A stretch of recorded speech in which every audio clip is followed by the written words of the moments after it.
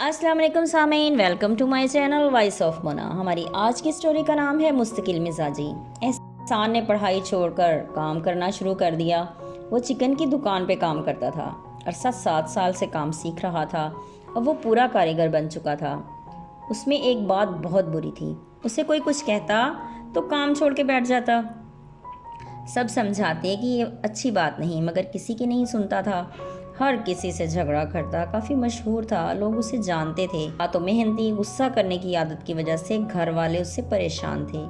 ضدی بھی انتہا کا تھا۔ ایک دن موصوف گھر سے کام پر گئے، جہاں گئے وہاں سے آگے کہیں چلے گئے۔ رات ہو گئی اور کافی دیر ہو گئی۔ جب گھر والوں کو احساس ہوا کہ ابھی تک وہ گھر نہیں آیا تو شاپ سے پتہ کیا۔ انہوں نے کہا کہ وہ تو کب کا چلا گیا۔ اصل میں وہ اسی مالک کی دوسری دکان پہ چلا گیا تھا، مگر ان کو پتہ نہیں تھا۔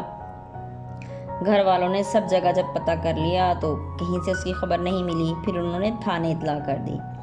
بچہ نہیں مل رہا تھا، انہوں نے بھی رپٹ لکھ لی۔ 2 گھنٹے کے بعد وہ واپس آ گیا۔ اس کی والدہ نے کہا ابھی تھانے اطلاع کر دو کہ وہ آ گیا ہے۔ اس کے ابا سست مزاج تھے، وہ نہ گئے۔ صبح جاؤں گا۔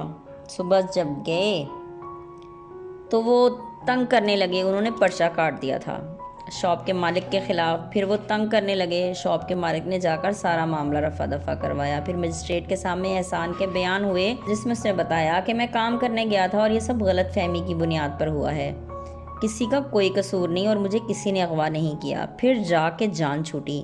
اب احسان بتا کر جاتا ہے اور ضد بھی نہیں کرتا، اب سمجھدار ہو گیا ہے، وہ کام بھی دھیان سے کرتا ہے۔ سچ ہے، کچھ حادثات ہمیں راہ راست پر لے آتے ہیں، ورنہ ہم لوگ جلدی میں سمجھتے ہی نہیں اور نہ ہی بات مانتے ہیں۔ احسان بھی ایسا ہی تھا، اب بدل گیا ہے، اب جھگڑا بھی نہیں کرتا۔ جیتے رہیے، خوش رہیے۔ ملتے ہیں اگلی کہانی کے ساتھ۔